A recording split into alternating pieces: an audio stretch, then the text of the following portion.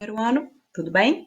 Nessa apostila 3, nós estamos falando sobre as estruturas do planeta, sobre as camadas que existem no nosso planeta, e hoje nós vamos falar sobre um assunto muito importante na história da Terra, que é a teoria da tectônica da placa ou da deriva continental. Nós sabemos que essa configuração que nós encontramos hoje no planeta, a configuração continental, onde os continentes estão, nem sempre foi desse jeito. Essa configuração foi mudando ao longo do tempo.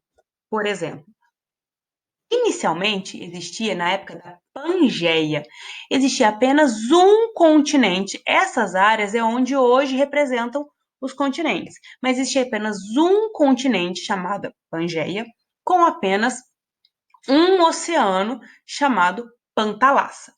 Com o movimento das placas tectônicas, nós já vimos que o magma ele é pastoso, então ele não é sólido, ele não está parado. Com os constantes movimentos das placas tectônicas, ao longo dos séculos, não foi uma ação repentina, não aconteceu do dia para a noite. Ao longo dos séculos, a Pangeia se dividiu em Laurásia e Gondwana. O continente único se dividiu em dois. Na Gondwana, que é essa área aqui do sul, ficou concentrado onde hoje são os continentes da África, da Índia, da Antártida, da Austrália e da América do Sul. E na Laurásia ficaram concentrados as áreas onde hoje são os continentes da América do Norte e da Eurásia. Percebam que a América do Sul e a América do Norte elas eram separadas. Então, ao longo do tempo, a configuração continental continuou mudando. E foi mudando até chegar nos tempos atuais, onde nós temos a configuração dos continentes. Mas o que é importante a gente saber? Essa configuração nós temos hoje dos continentes. Ela é eterna? Não, ela ainda está mudando, mas tudo que acontece no planeta é devagar, é a longo prazo. Ainda temos movimentos tectônicos. Quantas vezes nós vemos essas notícias de terremoto, de vulcanismo? Tudo isso acontece pelo movimento das placas. Então, nós vamos ver esses continentes mudarem a localização? Não, nós não vamos. Talvez outras gerações consigam ver, nós não vamos ver, porque não vai ser ainda nessa geração que a gente vai conseguir ver uma mudança drástica. Mas, como a gente pode ver, antes um continente só, depois divisão em dois continentes, até chegar hoje a configuração atual, o mundo continua mudando. É importante a gente lembrar que o nosso planeta ele tem mais de 4 bilhões de anos. Então, essas mudanças foram acontecendo ao longo de 4 bilhões de anos. Então, essa mudança de configuração continental, nós não vamos ver, está acontecendo, só que nós só conseguimos enxergar isso daqui muitos anos, muitos séculos também. Por que essas mudanças acontecem? Olha só, como eu já falei para vocês na outra aula, o magma da Terra, olha só, ele não é sólido, ele é pastoso, então ele está sempre se movimentando no interior da Terra. Se ele se movimenta dentro da Terra, tudo que está em cima se movimenta junto. Então aqui eu tenho a divisão das placas tectônicas. Elas estão em cima do magma. Se o magma se movimenta, as placas também vão se movimentar. Mas existem diferentes tipos de movimento e consequências das placas tectônicas. Por exemplo, um dos movimentos é o limite divergente. Olha, divergente é quando as placas se afastam.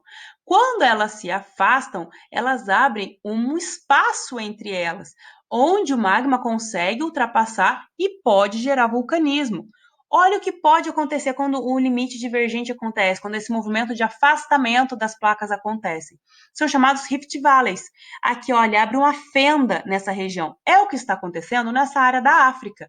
Especialistas dizem que, como eu falei para vocês, daqui muitos anos, essa área da África vai se separar do resto do continente, porque aqui tem um encontro de placas e o movimento dela é divergente, elas estão se afastando.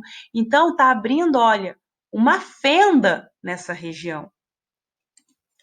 Outro movimento é o limite convergente. Se o limite divergente afasta, o convergente vai aproximar, as placas vão em direção uma da outra.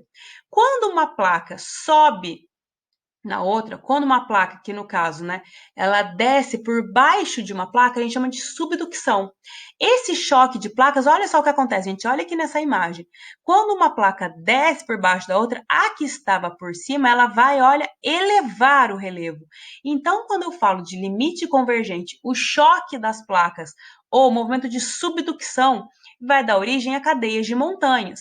Mas isso também pode acontecer no subsolo oceânico. Então, gera uma dorsal oceânica. Eu também consigo observar essa elevação do terreno, só que no subsolo marinho. Temos também os limites transformantes, que é quando as placas elas deslizam uma ao lado da outra, que vai gerar a falha, como por exemplo a falha de San Andreas, que está na Califórnia.